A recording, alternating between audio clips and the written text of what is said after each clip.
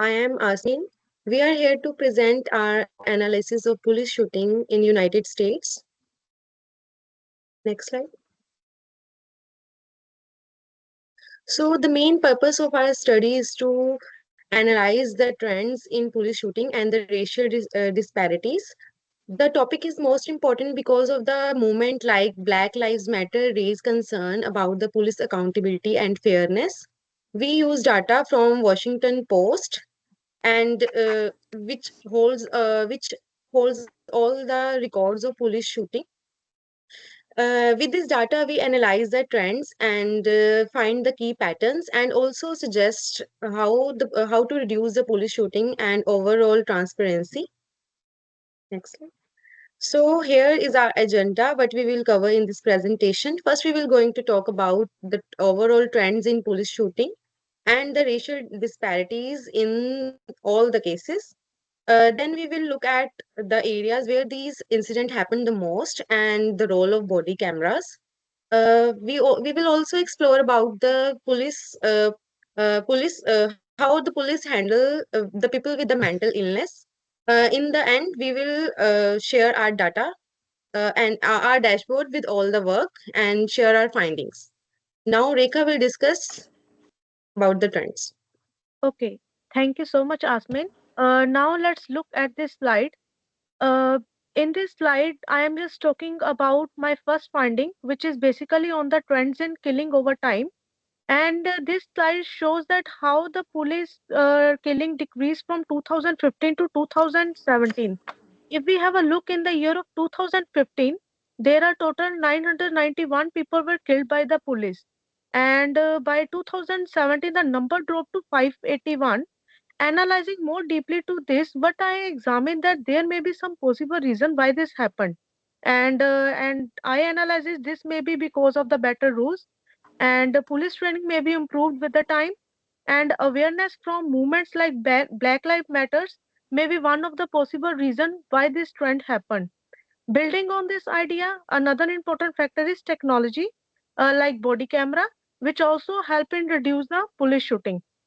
Now moving to the next slide. Here I just talking about my second finding, which is on the racial disparities in police shooting. In the highest number of deaths were found in W group, which is nearly about 1,201, and this W group represent as the racial group, which further followed by the B group, and this B group is represented by the black group. From this, we analysis that both white and the black people are more affected are as compared to the other group, and other group represented by the Haitian, Hispanic, and Native Americans, and so on. And I think changes may be made to reduce all these death and by making the better rules and the policies and fixing the main cause of this death and further on later on firstly finding the main cause of this death and later on fixing that all the main cause of that death. And for the safety, I think using better technology may be compulsory. I think these steps might help lower the number of the death in this group. Now the Shreyas will discuss about where the police shooting happened the most and how the body camera can help. Thank you so much, Rekha. So I'm going to talk about the geographical analysis of police shooting, where most of the police shooting has happened in the United States. So in California, it has the highest number of fatal killings, which is 424, followed by Los Angeles, Texas, and Florida. So maybe like we should consider why the police shooting is happening in these areas. So there was 2,535 cases that were recorded about the police shooting, in which only in which only in 271 body cameras were used in the cases, and the rest cases like that which remains from 2,267 cases were went unrecorded. So the police should definitely use the body cameras, because that improves the police accountability, ensure fair investigations, and ultimately help reduce the number of police shootings. So now I will pass on the slide to Parul.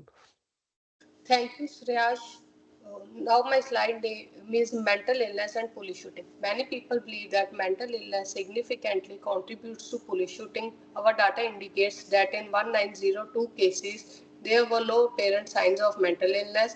However, this does not rule out the possibility that some individuals had undiagnosed conditions. To reduce unnecessary fatalities, expanding mental health crisis response teams could be beneficial. These teams can help de-escalate dangerous situations without restoring to force. Now move to slide 9, that is police shooting based on threat perception. Our research also examines how police officers determine when to use force. We found that in 1098 cases, officers classified the victim as attacking without attempting to flee, while in 193 cases, the individual was both attacking and tried to escape. This suggests that officers frequently resort to lethal force when they feel threatened. Providing better training and equipping officers with no lethal alternatives could reduce the need for deadly force in many situations.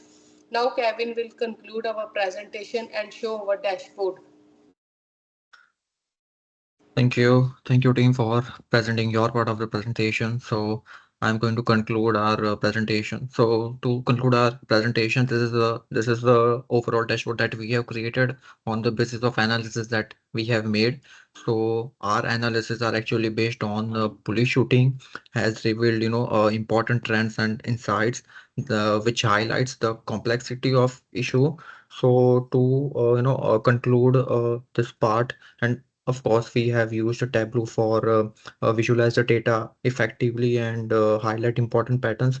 So our dashboard has bring together different charts with different patterns to give a clear understanding of the trends and the factors influencing police shootings. So this is the dashboard that we have created. Let me show you the live demo of what we have created in Tableau. Here it is. Here is the dashboard based on analysis on the and based on the data set which was provided to us. So let me give you what the dashboard actually means. Bringing all these insights together, our dashboard allows us to uh, view the overall picture in a much interactive way because every chart represents its factors. Based on again the data set, we can use the filter. We can filter the data, compare the trends, and analyze different factors all in one time and all in one place. This makes it very easier to identify key takes away and key information and support data-driven decision makings. To create this dashboard, we have used several Tableau features, including the bar chart. Here it is. Let me hover it for you. This is the bar chart that we have created. Again, a bar chart. This is the map, map way representative that we have provided, which allows us to focus on specific factors such as a race, mental illness, location, making the analysis more insightful. Overall, what we feel that our Tableau analysis helps us in understanding the deeper factor behind police shooting and raises important questions about what law enforcement practices are actually, and is it even effective in the way they are implementing the laws. This data-driven approach, can be more valuable in shaping the future policies for safer and more accountable policies. So let me show you the all the individual maps and the charts that we have created.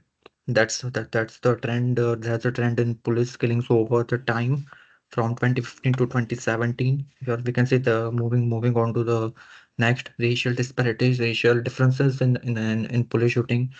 You can also see that that's the filter that we have created here.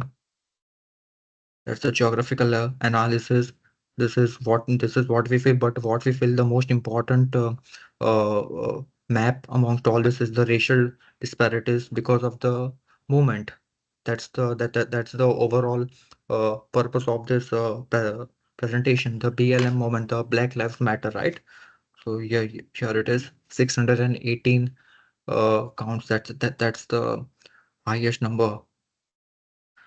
That's the fourth uh, chart. Here come to the fifth, mental illness and police shooting. That's the fleeing behavior. The last but not least chart that we have created, and here it is the overall dashboard.